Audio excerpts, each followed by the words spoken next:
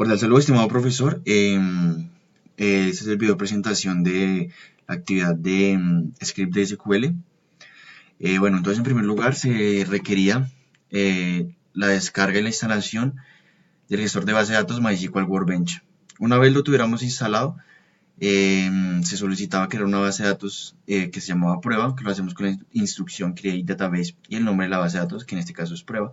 Luego con la instrucción use la usábamos, ponemos a disposición para poder usarla y creábamos una tabla de ejemplo. En este caso, como no se iban a hacer ningún tipo de inserción, de actualización o modificación, yo creé estas dos columnas que no van a alterar nada.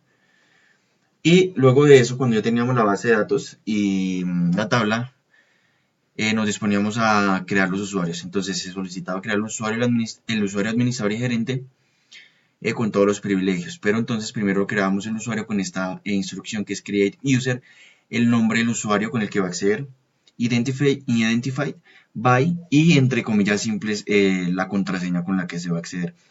Una vez se crea el usuario con esta instrucción es donde procedemos a dar los privilegios correspondientes. Entonces para estos dos casos del administrador y el gerente le damos todos los privilegios en todas las bases de datos y en todas las tablas.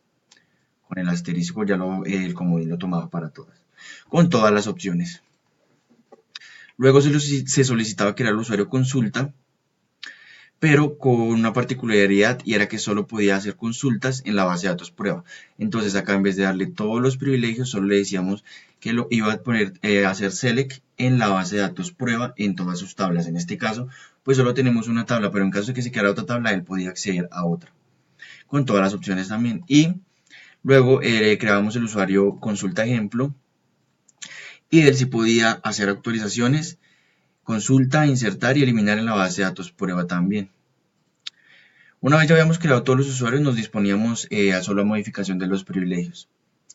Entonces, el usuario administrador tenía todos los privilegios y aquí lo que vamos a hacer es que ya el administrador no va a tener todos, sino solo va a tener consultas. Después de consulta ejemplo, ya no iba a tener todos estos, sino únicamente solo iba a tener el select. Luego, vamos a remover los permisos del usuario gerente para que ya no los pueda tener. Entonces, con la instrucción revoke y el tipo de privilegio que tenía, se lo vamos a eliminar del usuario. Y en la base de datos prueba, entonces, le quitamos el select, update, insert, delete en la base de datos prueba en todas sus tablas para el usuario gerente. Y por último, vamos a cambiar el nombre y el usuario y eliminar un usuario. Entonces, con la instrucción rename user, el usuario que habíamos creado que era gerente, no se va a llamar gerente, sino ahora se va a llamar asesor. Como antes ese usuario gerente tenía una contraseña, entonces lo que vamos a hacer también es cambiar la contraseña. Esto lo hacemos con la instrucción set password for, para el usuario asesor, que fue el que acabamos de renombrar, le vamos a asignar este siguiente clave. Y por último, eliminamos el usuario asesor con la instrucción drop user y el nombre del usuario que queremos eliminar. Gracias.